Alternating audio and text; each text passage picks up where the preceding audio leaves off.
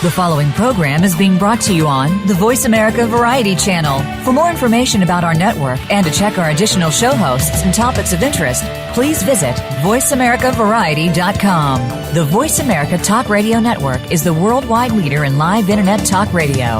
Visit voiceamerica.com. The views and ideas expressed on the following program are strictly those of the host or guests and do not necessarily reflect the views and ideas held by the Voice America Talk Radio Network, its staff, and management.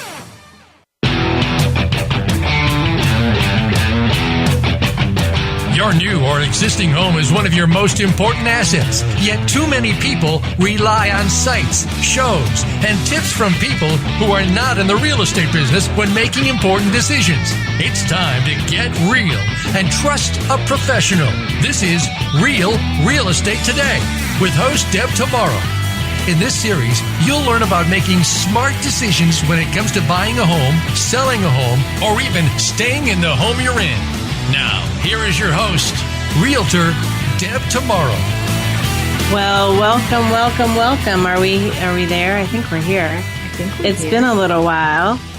This is Deb Tomaro. I know I have to get back in the swing of things. So this is Deb Tomaro, and you're listening to Real Estate Today. And I am joined today by the lovely Rachel, associate producer, voice of an angel. We'll see today, won't we? I'll try. Face of an angel. Voice of a sailor, mouth of a sailor. Gosh, I could talk like Popeye. I am so on vacation brain. So we were not here last week, but you didn't know it because we tricked you.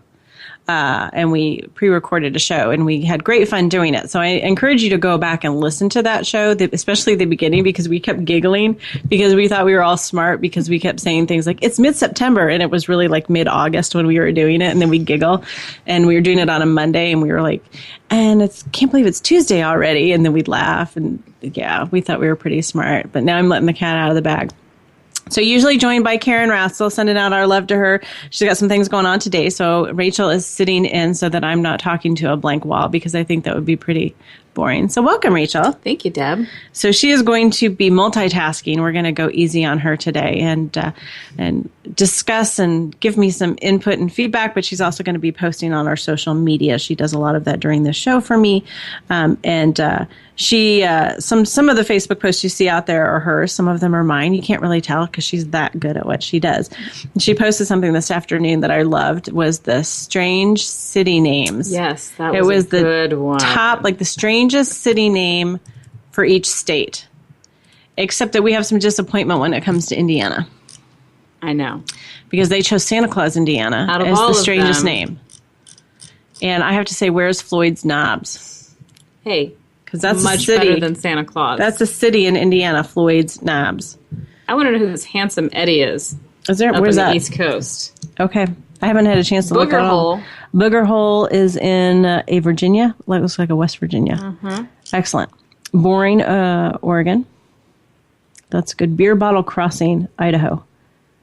Chugwater. What's that square state? I'm going to say that's Next Colorado. To Idaho. No, Yep. That's not Colorado. What's That's above Idaho, Colorado? right? Wow. Don't know. It's great. So anyways, that's my plug for you to go on to check out my Facebook page. Just search for Deb Tomaro Realtor because it's awesome.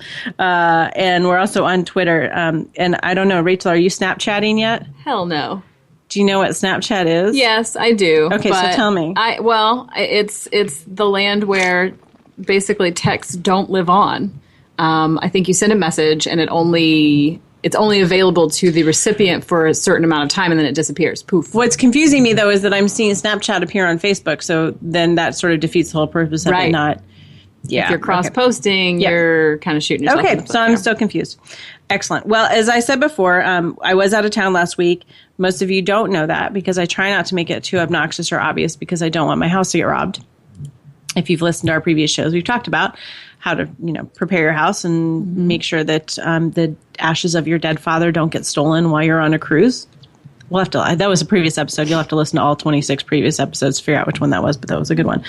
But I am still a little bit on vacation brain. So here was a story I was telling Rachel earlier, was that I had a client yesterday and we were trying to schedule a listing appointment. And so I was looking at my calendar and trying to figure out what times I had available on Thursday and Friday. And I had something on my calendar. It just said Walnut Street at noon on Friday. Walnut Street is 5 miles long, cuts right through the middle of our city of Bloomington here in Indiana. It's the main drag. So somewhere, I was supposed to be somewhere on that 5-mile stretch of Walnut Street at noon on Friday. I had no idea. Could not conjure it up for the life of me. And I thought, I'm just going to have to roll down the car window and just start cruising up and down Walnut Street and saying, hey, I'm here. Who needs me? Which I then thought was a pretty good marketing idea. I could just drive around neighborhoods and be like, hey, anybody need a realtor? You seem friendly. Yeah, they're waving and whatever. I finally figured out it was actually a closing that I had of a property that I'm selling on Walnut Street. I kind of forgot about. So bear with me today. That's kind of how my brain is working, and we may ramble a little bit. I had another thing that occurred to me while I was on vacation that I think is really interesting, but as I was sort of writing out my outline in my notes, I thought, this is really boring, but I didn't really have time today to come up with anything better. So this is what I have for the opening segment is I always laugh at myself and at Eurus when we travel. We love to travel and go places, and a lot of times we like to take tours, whether it's, Caribbean island and we, van tour or whatever, just kind of check things out. But I'm always like asking really weird, obscure questions about like, do you have sewer systems? Do you have septic systems? Where does the poop go? Like things like that fascinate me. And Sure. Are you on a crawl space, or how is the house anchored down? And where does the water come from? Stuff like that. And most people are, asking more questions about the culture or the history or whatever. And I'm like, I want to know where your electricity comes from, whatever, crazy stuff like that.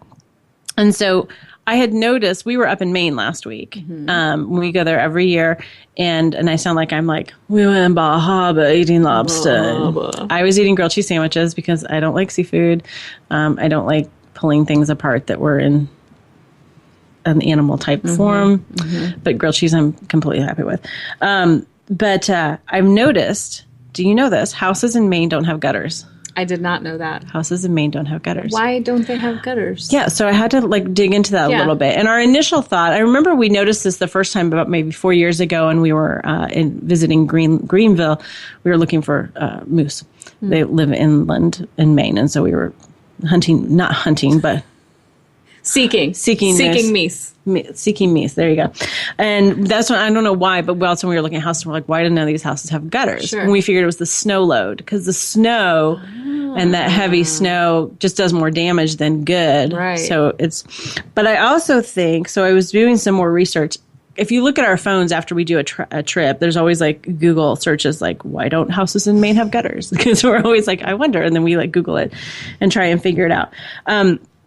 But I also think that it has something to do with the ground, which is kind of interesting to think about, because I found this is where it gets really boring. Okay. Hang in there. International Residential Code, Building Code, 2006, Chapter 8, Roof Ceiling Construction, Section R801, R801.3, Roof Drainage. Sounds official, I'm right? getting excited. Yeah, exactly.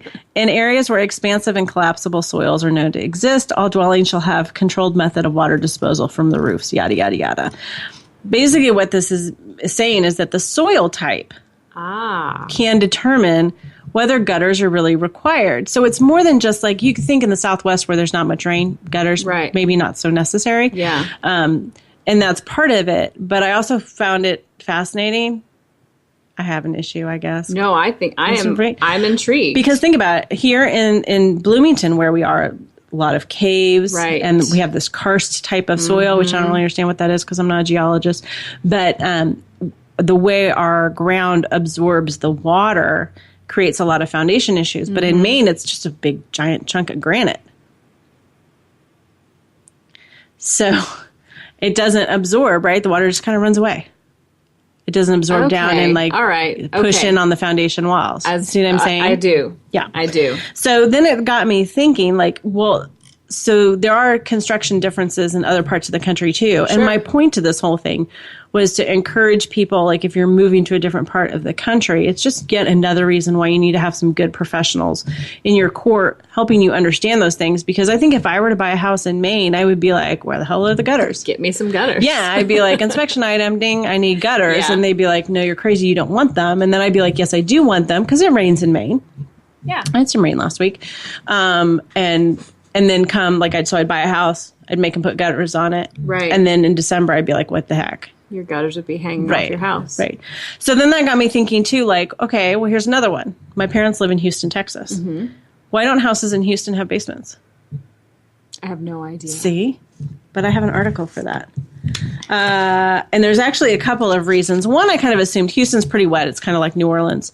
And so there's water table issues, so you can't go that deep. But there was also an explanation about the kind of soil that it's a clay foundation. It's less stable. And so when you dig a foundation that's 8 to 10 feet deep, then that creates issues. And then there's a cost efficiency as well that it's not necessary, because up here where it freezes in the winter, you have to run your water pipes a certain depth below the soil. Right. To keep them from freezing. Right. But you don't have that issue in Houston, so you don't have to have anything less than a few inches of slab. Wow. But what's interesting is that they have irrigation systems for their slabs. Because of and I know this from my parents, because of the clay in the soil, if it gets really dry, then this expansion and contraction has a significant effect on the foundation. It's important to kind of try and keep the ground around the foundation a similar moisture so it doesn't expand and contract drastically and crack the slab foundation. So just like you don't want too much water, you don't want it to be too dry either. Right, right. So again, if I were moving to Houston, I don't know that I would think about, do I have an irrigation system for my foundation? Right. Or where do you put the pool table? Yeah. Right. Do they have attics in Houston? They do have attics, because I know at my parents' house, that's where the furnace and AC are up in the attic. Wow. Which is kind of odd, too. Yeah. I mean, I've seen a few around here like that, but sense. typically... You don't have a basement. Yeah. Where one of the articles I was reading said that in Houston, a lot of times that rec room that in Indiana we think of as the basement, that a lot of us use as the basement, is like an upstairs, like over the garage bonus room kind of thing. But again, important and kind of interesting to understand those differences about how just the geology of, the earth can impact how you build a house. Absolutely. There you go. We're all a little bit smarter now, right? Yep. Go impress people at your next party with International Residential Code 801.3. We'll be sure to post lots of links to that on a regular basis so that we all sound really smart. I was going to talk about Chip and Joanna, but... we're going to have to take a break. Yeah, we'll have to take a break and maybe talk about that when we come back. So we will go ahead and take our first break and come back in just a few minutes. You're listening to Real Estate Today with Deb Tomaro. Stay tuned.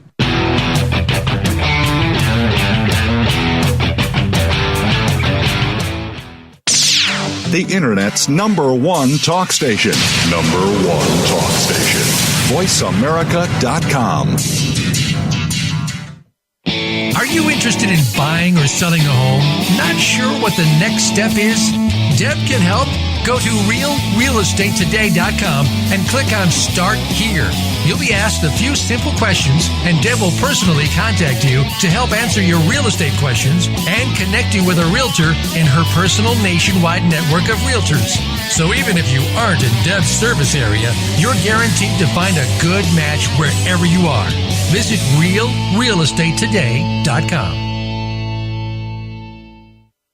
You count. Tune into Inner Revolutionary Radio and join the spontaneous wave of people all over the planet who, like you, are changing our world from the inside out. Follow the movement. Meet guests who are shaking things up. Call in and gain insights and courage to empower your own voice. Large or small, your part counts. So join us. Co-hosted by Beth Green and James Maynard, Inner Revolutionary Radio airs live every Thursday at 3 p.m. Pacific Time, 6 p.m. Eastern on the Voice America Variety Channel. You've heard of good things coming in packages. Well, maybe there's a little more to that saying. But when you think about it, packaging is one of the most important things that can represent your business. Tune into Ditch the Box with host David Marinak.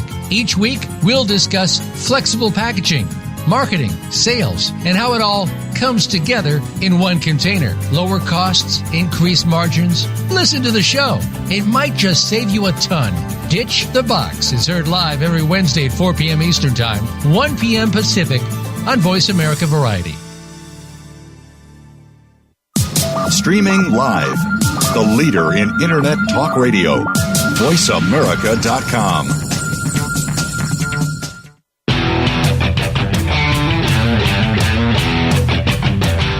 You are listening to Real Estate Today.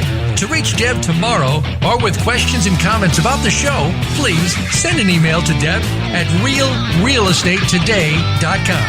That's Deb at realrealestatetoday.com. Now, back to this week's program. All right, welcome back to those of you we haven't lost discussing residential building code 801.3 roof drainage. But it was so exciting. It was so exciting. And I'm telling you, you're going to be the talk of the next party if you, okay, I'm going to focus. I had one other thing I wanted to talk about. Usually in the first segment, I kind of talk about whatever the heck I want to, and then I get on to topic eventually, which I haven't even told you what today's topic is. But hey. Not yet. We'll get there. It's a cliffhanger. Exactly. But usually I discuss this with Karen because she's a big fan of the show Fixer Upper. Do you ever watch Fixer Upper? I do. You do? Yes, I do. Okay. So coming back from Maine last week, we were on a plane, and I love Southwest. This is a huge plug for Southwest. Hey, give me free airline ticket, Southwest, right? Love Southwest because most of the flights have that free Wi-Fi, except one last month did not, and I was like, what the hell? I got my iPad out. I was ready to go. I had my earbuds in, and then no free Wi-Fi. And I was like, let down. I have to do iPad jigsaw puzzles for the next 2 hours. But anyways, and so it was a Fixer Upper marathon. So I had to text Karen right before the flight took off. Sure. And I was like, Fixer Upper marathon. She goes, I know, I'm watching. Okay, so I got to see most of 3 episodes. Okay. One of which shows Joanna and the children and everyone in her kitchen in her house. And did you know that every single wall is shiplap? Get out. But not just that, but her table is shiplap too. I kind of got a little shiplap eye cross thing going on, It was I thought it was a little much, Joanna. Well, I mean, I thought shiplap was a lovely thing for an accent wall. There you go. Didn't know we were covering everything. Everything. I mean, I think the benches for her lovely farm table were shiplap. And the whole thing, I was like, I think that's too much. But I had another question. So maybe since you watch Fixer Upper, because really I've seen about maybe 5 episodes of Fixer Upper in my lifetime. But on this flight, I watched 3, most of 3 episodes. In 2 of them, Chip strips down and jumps into bodies of water. He does. Is that a typical thing? Oh yeah, him taking his shirt off, showing belly or whatever. He's okay. He's an exhibitionist. Precarious. Yes. Interesting. Okay. Well, I just thought it was odd that it was 2 out of the 3. No, that's totally. He's normal. Jumping into whether it was a pool or there was a river and whatever, and I was like, that's kind of weird. It's this rebel attitude. That there Chip. You go. That crazy Chip. Okay. Well. Call me. Last week on our show, which was really a month ago, but it was last week, we talked about, oh crap, I just got an accepted offer on a house. Now what? Do you remember that? Yep. And that was from the buyer's perspective. So I thought today we would talk about it from the seller's perspective a little bit. So this should be interesting to you, Rachel, because you've never sold a house before, right? I have not. So thought about it. Thought about it a lot of times. And so, a lot of times you get so focused on getting the offer and then it's like, now what? And you don't know because you've gone at it from the other side, from the buyer's side. And the one thing I always tell people is that sometimes it's going to seem like nothing's happening because it's not quite as action-packed for the sellers. You're not really, there's inspections, but you're not, involved in them. You're not talking to your lender every other day. You're not gathering your tax forms and things like that to give to your lender. Unless you don't have a place to go, if you're scrambling to find a place to live, then you may have a feeling of sheer panic. So my number one thing that you need to do if you're a seller, once you have an accepted offer, is figure out where the heck you're going to go. The second you have that accepted offer. I had a lady 2 weeks ago, this was right before I left town, she contacted me about needing a place to go. It was a rental or whatever, which was really tricky because this time of year, because we're a college town, most of our lease cycles go July and August. And so if you're at an off time, you don't have a very big choice of rentals. We don't have a lot of giant apartment complexes that always have vacancies and things like that. She contacted me on September 9th and she needed a place by the 17th. Yay! And she had a dog. And that makes me nervous. I know. I was just like, I don't know what to tell you, and I'm like, okay, I got a client. They're buying a house, but they're not closing. It's going to be an investment. It's empty. I'm trying to put something crazy together because I'm like, I don't know what to do. So you certainly want to consider avoiding signing a lease, I think, until you're a little bit further in the process. Right. Because I've seen some sellers get burnt by that if they're decided, I'm going to build a house, so I just need to lease a place for a year, or they just haven't found the perfect house or whatever. But they sign a lease and then the deal falls through at the last minute. They're on the hook for a lease and that kind of stinks. So you want to kind of avoid signing that lease until most of the contingencies are met. But you certainly want to start looking and have something lined up. Because that... Have a plan B. Maybe even a plan C. Good idea. Yeah, for sure. It just, oh gosh, that stresses me out from the agent side of things. That's my first question out of my mouth at any listing appointment. Where are you going? Do you have a place? What's your plan? Like before we talk about what needs to be painted or what needs to be cleaned or anything, what's your plan? Do you have a van? Yeah. Down by the river, whatever. Yeah, exactly. So that's number one. That's the first thing you want to do when your agent calls you and says, hey, congratulations, we've got an accepted offer on the house. Go find a place to go. The second thing is that there are many milestones along the way that your realtor is going to be keeping track of. And sometimes they'll communicate those things with you. Sometimes they'll just kind of is happening. And, if you trust them, all is good, then they're not going to pester you with every little detail. But one of the first things, milestone that I look for when I have a seller is the earnest money. So once the offer has been accepted, then the buyer's agent has a certain amount of time to get that earnest money to me or to my brokerage.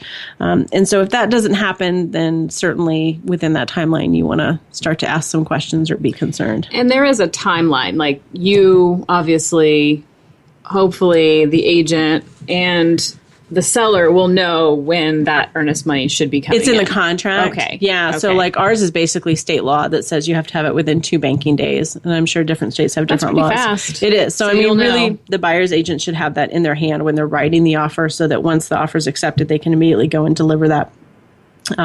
So if you don't, like I said, if you don't see that, then that is a sign that things might not be going well. Now, certainly if you don't get it, it takes 3 or 4 days or something like that. You have the right to kind of work through a termination, if something's not right. And I certainly don't recommend that. But it would make me as the seller and as the seller's agent a little more cautious through the rest of the process about how much are they going to be on top of things and, how smoothly is this going to go. The next milestone that you're going to see as a seller that you don't have anything to do with, but you kind of want to know that it's happening, is the buyer applying for financing. And again, that's typically something that's written into the contract. I usually say within 3 days of the offer being accepted, my buyer will be formally applying for financing. So they've gotten with their lender, signed all their disclosures and everything. I have gotten deals killed because the buyer wasn't acting in a timely manner. And we've kind of used that as an out. Like, okay, we're 2 weeks into the process and you keep postponing your lender appointments and you're kind of in violation of the contract of what we agreed to. Now, I usually use 3 days as kind of my default. Different agents are going to use probably a different number.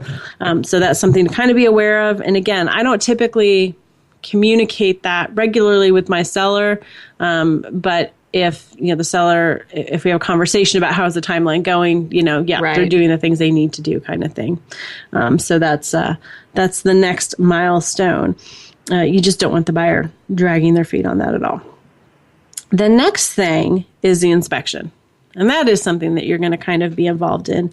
And I think this next chunk of the show, and at some point I'm hoping to kind of pull out some chunks of the show and sort of make little like YouTube videos or something where people can just listen to portions. I mean, listen to the whole show because it's fabulous, right? But sometimes you just want to be like, what does Deb have to say about sellers preparing for inspections? This chunk I think is a gem. I really think this is good information.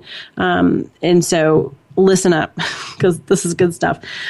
So an inspection, they're going to schedule that. They're going to schedule that pretty quickly. There's a timeline involved in the offer where they typically, in our area, it's going to be somewhere around 14 or 15 days to get the whole inspection process completed, which is calling the home inspector, getting it scheduled, having the inspection done, which takes 3 to 4 hours, getting the inspection report back, which takes a day or two, reviewing the inspection report, making any requests or anything like that you need to.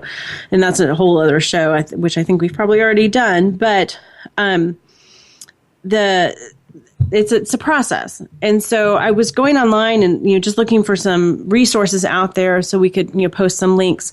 And some of the lists are like what you need to do to prepare for an inspection. I'm like, oh man, you can't do that stuff in like 3 or 4 or 5 days. Yeah. You need to be doing this stuff the day that you decide to sell your house. I was going to say, probably months sometimes. So obviously, I don't know, Rachel, do you know how I feel about pre-listing inspections? Yes. How pretty fond of them. I'm pretty fond of them. Fond of them. Still can't get any sellers to do them. What? I know, someday. People are scared. Someday. I know, it's like rip the Band-Aid off and just face it. Just get to know your house. So obviously, I think that everyone should do pre-listing inspections. But if you don't, we're going to share some really great lists on Facebook of some things that you should do to prepare for inspection. And we're going to go over those lists as well here on the show a little bit. There's some things that you need to do way in advance, and then there's some things you can do just right before. And one of the things you can do way in advance is to look at your inspection report from when you bought the house. Hopefully you still have that. If you haven't, if you've bought a house and you have it somewhere, go find that and put it somewhere, scan it, save it in a little email file or something like that so you can find it really easily, because it's a super useful tool. Now, I have clients who say, well, I bought the house 4 years ago and I had it inspected done, so everything should be fine. Stuff changes. That's funny. Right? Yeah, Rachel, you can tell the it, right? optimism. I know. I really do. It's but fine. Let's get real here, right, people. Exactly. So that certainly is a great starting point to look at that. And I certainly love to sit down with my clients and look at that list and go over it and see if there's some things that maybe weren't a big deal to them, or that the home inspector said, hey, you need to monitor that. And if it's been a few years, we need to go back and monitor that. So that certainly is great as well. I think before I get into the next chunk of gold here on inspection prep, we'll go ahead and take a break, and then I don't want to be interrupted in the middle of it with these pesky breaks. So stick around. We're going to come back and talk about preparing for inspections from the seller perspective a little bit more. This is Real Estate Today. I'm Deb Tomaro. Stick around.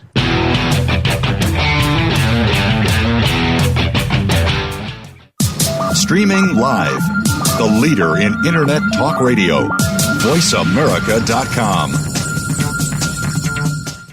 Are you interested in buying or selling a home?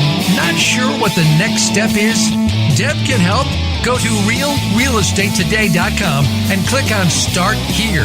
You'll be asked a few simple questions, and Deb will personally contact you to help answer your real estate questions and connect you with a realtor in her personal nationwide network of realtors. So even if you aren't in Deb's service area, you're guaranteed to find a good match wherever you are. Visit realrealestatetoday.com. In the spirit of Have Couch Will Travel, Dr. Carol Lieberman creates a haven of sanity in an increasingly insane world. Each day we are bombarded with news of events that have never crossed our wildest nightmares. Society is spiraling out of control and everyone is reeling from it. But now there's an answer. The best way to keep sane in this insane world is to tune in to Dr. Carol's Couch on Voice America. Dr. Carol, a certified media psychiatrist, will broadcast live from her Beverly Hills office every Tuesday at 1 p.m. Pacific Time. Call or log in and get help with whatever is sending you reeling, whenever you need a soothing voice to calm and advise you. That's Dr. Carol's Couch every Tuesday at 1 p.m. Pacific Time, here on America's Voice, VoiceAmerica.com. What if there was a radio show that could demonstrate how we can cut your taxes in half without diminishing needed government services? One that could explain how to create tens of millions of jobs at no cost to taxpayers, as well as fantastic yet easily affordable health care. Side effects include cutting crime rates nationwide, providing better education for our children, international peace and harmony, and protecting your private personal data from government intrusion. Tune in to Libertarians Working for You with Arvin Vora, weekdays at 2 p.m. Eastern Time, 11 a.m. Pacific, on Voice America Variety.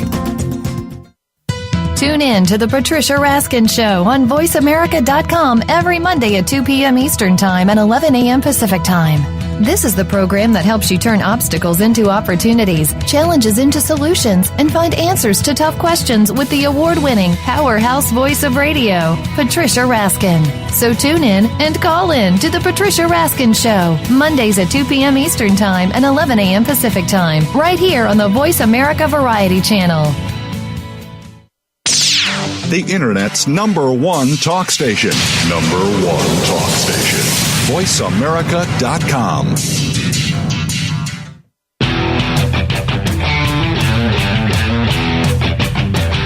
You are listening to Real Estate Today. To reach Deb Tomaro or with questions and comments about the show, please send an email to Deb at realrealestatetoday.com. That's Deb at realrealestatetoday.com. Now, back to this week's program. Thanks for coming back. This week we are talking about, oh crap, I just got an accepted offer on our house. Now what? From the seller perspective. So what happens once you have the accepted offer? We're in the middle of talking about preparing for the home inspection, which I think is probably the most stressful. People think waiting for the offer is the most stressful, but then once they have to wait for the inspection, that ends up being the most stressful. It just feels like this unknown. Again, a pre-listing inspection is a good way to help decrease that stress, but no one wants to listen to me. That's fine. So we're going to put up a couple of links. One is how sellers can prepare for a home inspection, but it's really something you need to start. This is a bigger picture. This is what you need to start doing when you have when you know you're going to list your house. Don't wait for you to have an accepted offer because you're going to have 3 or 4 days to prepare for that home inspection. You don't have that kind of time. It's things like on the house exterior, removing the soil or mulch from contact with the siding. There should be 6 or more inches of clearance. Around here, the slope away from the house is a huge deal. Getting in that crawl space, making sure that it's dry, that all the downspouts are working, that the sump pump's working, that tree limbs are trimmed off of the house, that there's no peeling paint. Anything like that is really important from the exterior. From the interior, having the HVAC serviced. One of the things, I swear I'm going to start a coffee table book about how to improperly install furnace filters.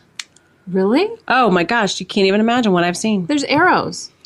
I don't know. But people don't buy the right size because you don't know. You go to the hardware store and you think, I didn't realize there's like 17 million different sizes. Well, you look before you leave, right? I take pictures on my phone and I keep it cataloged kind of on my phone. 16 by 25 by 1. I don't have to write that shit down. You are a rock star, right? Rachel.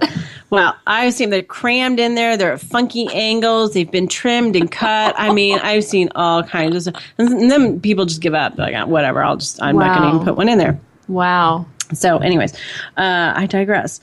Having the fireplace serviced, having the chimney serviced, that's a great one too. Checking attic ventilation, making sure that that's working, making sure that all the windows, I've got a house right now, every single window is painted shut. I'm the buyer. We wrote in the offer, we're like, I need to make sure all those windows open because they're all painted shut. It's not a big deal, but it is. Yeah. And so then what happens is in the inspection, we don't know if the windows work. Right. So it's like, so then it becomes a bigger problem when all it is painted shut and the buyer starts to freak out. What you're trying to do during the inspection process is help your buyer feel confident in their purchase. That's your gem for this show, okay?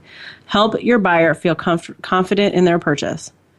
So don't create more questions than you need to because the windows won't open. Is something more, is there something bigger wrong with them? Just deal with it up front. So there's that list, but I think the list that's really, really helpful then is, I have to find it here. What are the things that you can, not the long-term prep things that you're going to take a month or so to kind of get ready and trimming the trees, but what are the things like the day of a couple days before inspection to get ready?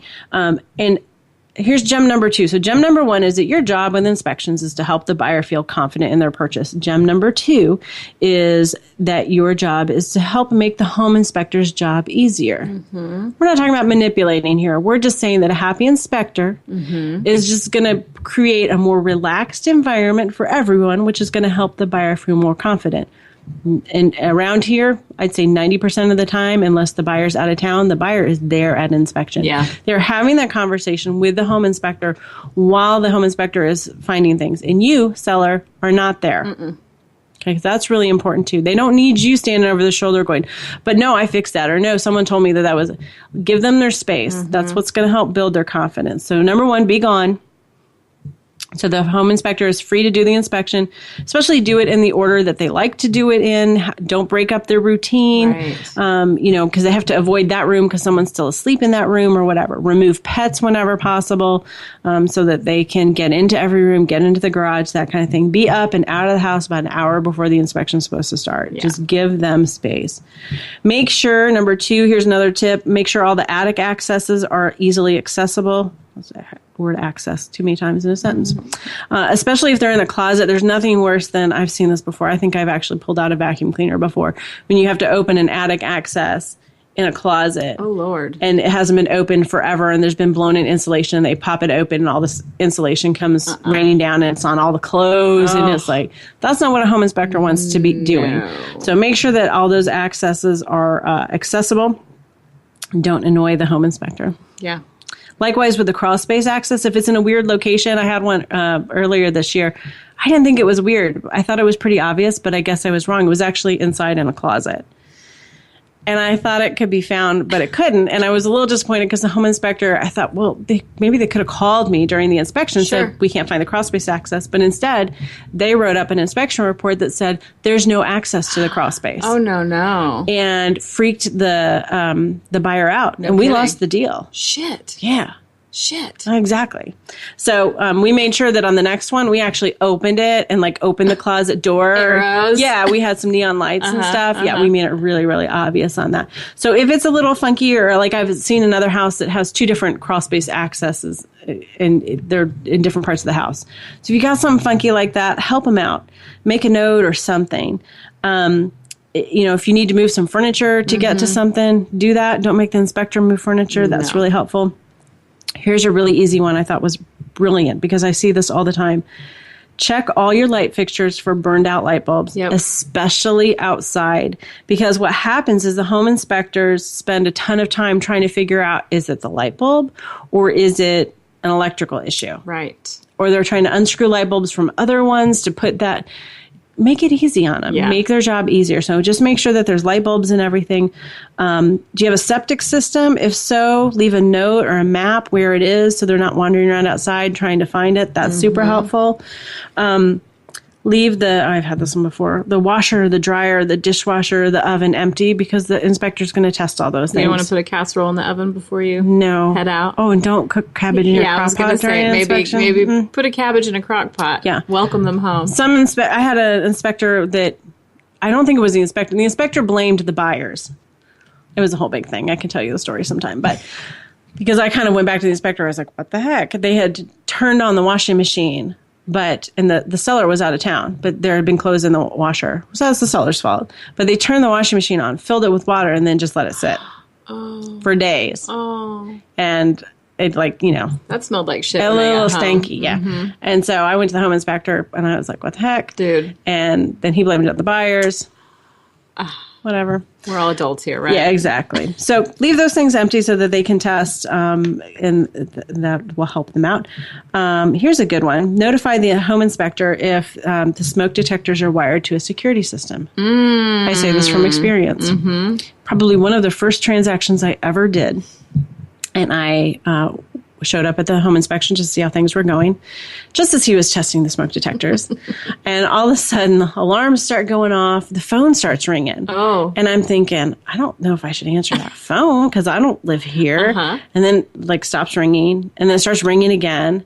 And I think eventually I did answer it because I just sensed, my gut was like, something's up. Something's going on. And it was the seller. And she's like, the alarm company is calling me at work. I'm in a meeting because the smoke detectors are going off, blah, blah, blah, blah, and she's real nice about it. So then I hung up the phone and I was like, well, I'm just going to go outside and wait for the fire trucks because you knew they were coming. Just wave them in. Yeah. Wave them in. Coming they were. Yeah. So, they're kind of carrying on with the inspection while all the alarms are going off. Oh, my. And here come the sirens from the fire trucks down the street. I'm like, oh my gosh. That's just so unnecessary. So, if your smoke detectors are hardwired into an alarm system, let us know that. Yeah. That'd be great. We talked about the furnace filters being properly fit. Please do that. It's not that hard. If something is broken and you know it, just leave a note that says, yes, we know it's broken and here's how we're going to repair it. Right. Again, you're giving the buyer confidence that, we're going to take care of that. We want to make sure that you're in a good situation. Once you've negotiated inspections, and I know we've talked about that, I think, in other shows, you want to keep the receipts. The buyer may choose to personally re-inspect or send the home inspector back out. That's kind of their choice. It doesn't mean they don't trust you. I'm surprised at the number of sellers who kind of push back. I'm like, what? Why do they want to come back? I did the work. Okay. Well, you know what? They're spending $300,000. we can let them take a look. Put yourself in their shoes. Yeah, exactly. Make sure that, they just want to make sure it's in good condition. Along the lines with that is prepping for the appraisal. It's very, very similar. Appraisal and inspection are different. I know people kind of confuse us a lot, but it's very, very similar. You are not going to increase the value of your home by 20%. By faking it with an appraiser. You're just not going to, magically be able to do that. But you certainly want to create the best impression. And so kind of similar to the make the inspector's job easy, sure. You want to sort of make the appraiser's visit a pleasant one. Okay. So you want to have the utilities on. You want to, I thought this was a great suggestion, have the AC on really cold if it's hot outside. Because that appraiser's walking around outside. Make them comfortable. If it's cold outside, have the heat on so that they're comfortable in there. Have all the spaces accessible. Some appraisals are going to need to do what's called a head and shoulders in the crawl space in the attic. So the rules for crawl space access and attic access are the same. You want to have a little bit of, you want them to be able to easily access that. You can have a list of improvements and updates available for them. Just set it on the kitchen counter or something. Mm-hmm. They may or may not take it, but my philosophy with appraisers is, why not? Yeah, what the heck? Just remember that things like, I had a client once, this was for a listing appointment, presented me with a list of the improvements that they had made to the house. And they're like, painted the bedroom. I'm like, doesn't count. No. Painted the shed. I'm like, that's maintenance. Yep. So just think about, we're talking upgrades, kitchens, new cabinets, things like that make your house maybe stand out from other houses on the block that they would be comparing it with. But not like, hey, we installed all LED lights. Like light bulbs? Yeah. Yeah. They've pretty much forced you to do that. Yeah. So you don't get credit for that on the appraisal. You get credit for that on the inspection, but not on the appraisal. And remember that depending on the type of loan that the buyer is getting, the appraiser can note some condition issues. So if there's peeling paint or ceiling stains indicating a potential roof leak or something like that, the appraiser is going to note those things as well.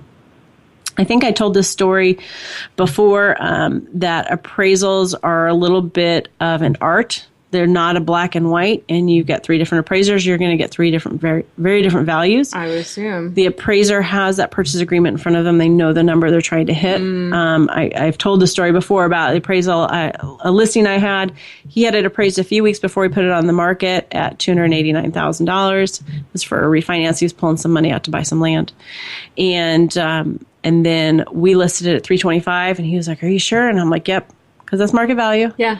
And we had 2 offers, on the first day for list price, and it appraised for $325,000. Right. So, and that was all within the span of maybe 6 weeks. Wow. So it's a function of the appraiser. It's a function of what's recently sold.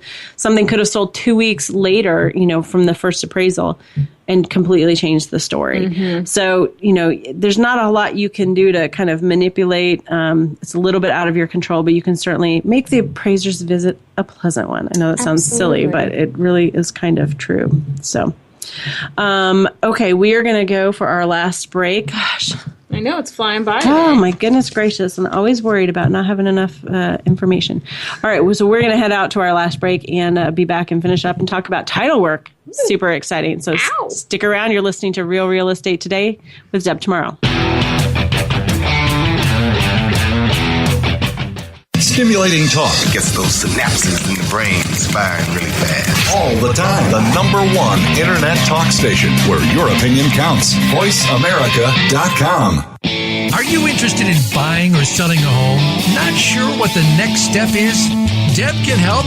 Go to realrealestatetoday.com and click on Start Here. You'll be asked a few simple questions, and Deb will personally contact you to help answer your real estate questions and connect you with a realtor in her personal nationwide network of realtors. So even if you aren't in Deb's service area, you're guaranteed to find a good match wherever you are. Visit realrealestatetoday.com. Tune in each week for Monica Phillips and Powerful Conversations. This is a thought-provoking show for business people, leaders, and entrepreneurs. We'll feature today's thought leaders and industry trendsetters from across several locations and industries. Give yourself permission to be inspired and live a fulfilling life. Be sure to listen to Powerful Conversations, live every Tuesday at 9 a.m. Pacific Time, 12 noon Eastern Time, on the Voice America Variety Channel. Have you found the beauty inside of you? Join Bonnie Bonadeo each week for Beauty Inside and Out. We'll explain how beauty plays a part in everybody's lives. Our guests are makeup artists, hairdressers, and doctors. But we'll also feature holistic and wellness specialists and spiritual advisors. You can find that beauty inside and express it to its fullest on the outside. Tune in to Beauty Inside and Out every Thursday at 2 p.m. Pacific Time, 5 p.m. Eastern Time on the Voice America Variety Channel. Streaming live, the leader in Internet talk radio, voiceamerica.com.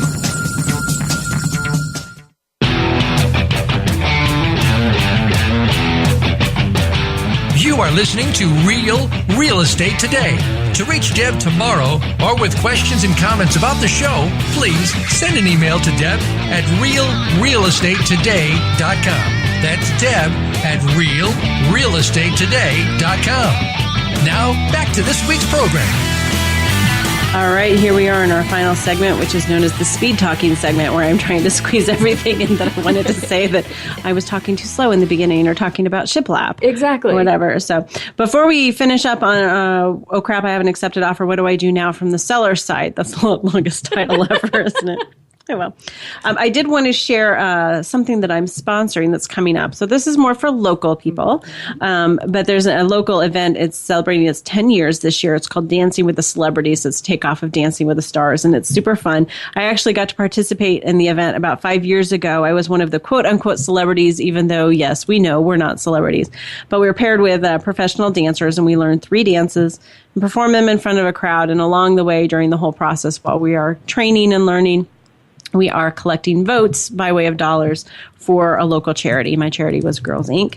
And the winner who collects the highest number of votes, meaning dollars, wins a silver ball trophy. I did not win that. But I did win the Judge's Choice Trophy, which I'm very proud of for numerous reasons. Yeah. And it does sit on my kitchen windowsill, so I can stare at it every morning and tell myself that I am beautiful and graceful and all that crap. Bask in the glory of being a winner. Yep. So this year I'm sponsoring a dancer, so that's kind of fun. Stone Belt, which is a local organization that helps people with disabilities, and they are having Richie Gillespie, who's from Andrew Davis Clothiers, down there in Fountain Square, is their celebrity dancer this year.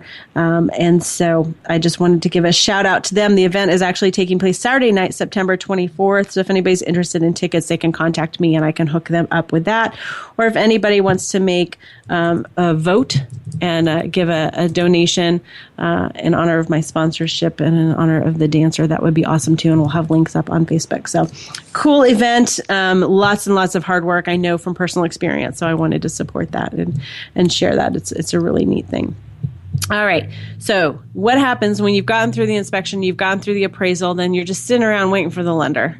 And if Karen was here, she could tell us what exactly they do, because I'm not really sure. It involves these mysterious people called underwriters that I've never met, and I honestly don't believe exist, because I've never met an underwriter. Have you ever met an underwriter? I don't know what. No, I haven't. But no. We hear about them, but I don't know. I don't think they exist. But anyways, yeah. At the same time, there is this thing called title work going on.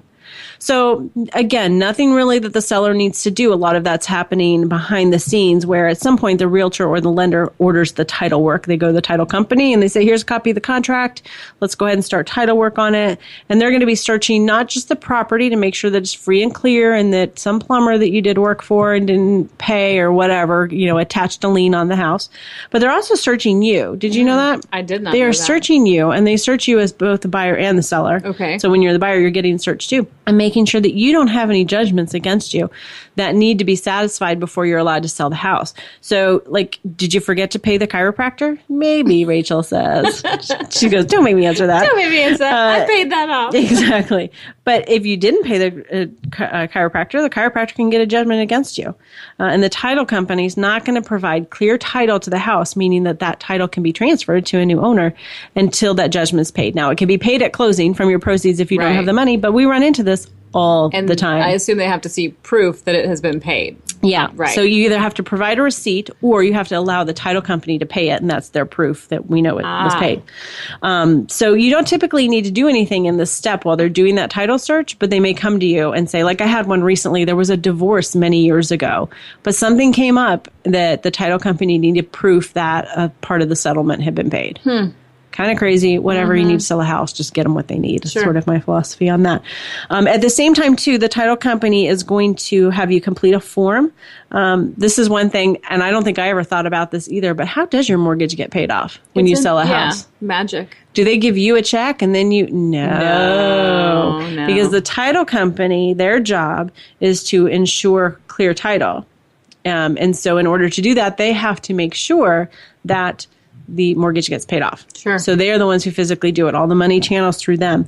But in order for them to be authorized to pay your mortgage off on your behalf, you have to fill out a form. And gives them your mortgage company name and your mortgage number and sometimes your social security number, and then they will order a mortgage payoff. One thing I want to note for sellers, and I think we've talked about this before, but it's just a little warning, is that a lot of times I'll have sellers come to me and say, oh, yeah, I know what my mortgage payoff is. It says it's this online or on my monthly statement. Not always true. No. There can be, especially if you have an FHA loan, there's some funky things that they add in. So it's important that you call the company, or the mortgage company will call the company and get that exact number for you. So the title company is doing all that in the background. And then waiting to prepare documents. And about a few days, 3 days before closing, you'll get a copy, usually through your realtor, of your final statement that shows all your costs and debits and credits and all that stuff. And someone should sit down with you and go over that to understand that. I want to touch on this again before we talked about the final walkthrough. We talked about after inspections, they might want to come back and check things. And again, same thing with, they may send the home inspector out to do another inspection or to re-inspect the things that they had fixed. Right. That's fair. They may want to just go and do a walkthrough themselves. And I get this all the time. Why do they want to walk through? All right, just let them do it. Buying the damn house. Let them do it, right? And again, an excited buyer is a happy buyer. So, just let them do it. If something has broken during this time period, I get this a lot too. Oh, something just went out. You need to fix it. You can't hide it. You can't fake it. I had an instance once, this was years ago. It wasn't something that broke from in that time period between when they made the offer and when we closed. But when they moved out, there was a huge burn on the kitchen counter underneath where the coffee maker was. Oh, shit. And we never thought to move the coffee maker. Who moves people's appliances, right? And so we did the final walkthrough, on our way to closing, and it was oh, so disappointing. Yeah. No more happy buyer. No more happy buyer. No more confident buyer. Why would they do that? They said... So, of course, I'm on the phone with the listing agent as we're driving to the title company, we have a little bit of an issue. And he was great. And he swore up and down that they had forgotten about it, that they hadn't done it intentionally. Right. Just cover it up. At this point, it's your realtor's job to help you keep perspective. Because, stuff like that, it's never killed anyone. Right. Burn on the counter sucks. But hey, put a coffee pot on top of it. But they fixed it. They had a contractor come out. Oh, that's nice. And was able to, put a new piece of countertop on and do all that. So, they did the right thing for sure. Happy ending. Yeah. And I think most of the time the sellers want that. Yeah. Most people have fond memories of their house and they want to turn it over to someone who's excited about it and feels good about it and doesn't have issues with it. So let them do that final walkthrough, but if something has broken, I had another one, just this week where a water line broke. Outside. Yeah. They got a notice from the water company that, hey, your water bill is for, 250 million gallons or something crazy like that. What's going on? Yeah, exactly. Yeah. And luckily, no flooding in the house, but there was a water line broken outside. So they needed to deal with that, even though they had an accepted offer in the house. And so they did. So you still need to, keep an eye on the house, maintain the house, do all that good stuff. The goal is that the buyer's expectation, which is a fair expectation, is that the home is in the same or better condition than when they first walked through it. So that's sort of your obligation as a seller. So let's see. Here's the main checkpoints. Just a quick review. Well, before I say that, more than anything, this is gem number 3, right? More than anything, be prepared for things to go wrong. As Rachel would say, shit happens. Shit happens. Delays happen. They don't usually kill anyone. So keep calm. Keep things in perspective. Your main checkpoints are going to be, did you get that earnest money? Did you get through the inspection? Did you get through the appraisal? Has the title work been ordered? Has the loan been approved? We don't really talk about that, but that's something the buyers are working on. Right. That they should notify your realtor that the loan's been approved. So, and pack. Find a place to live. Where are you living? Get the heck out. Mm-hmm. I could tell you stories about sellers who haven't gotten out of the house. My first house that I ever bought, sellers did not get out. What? Yeah.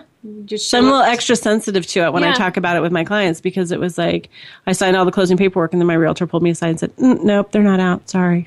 We'll have to talk about that more next week as I wrap up. Thank you so much for tuning in today. Be great information and tips on Facebook. So be sure to check me out over there. This was Real Estate Today. I'm Deb Tomaro. Talk to you next week.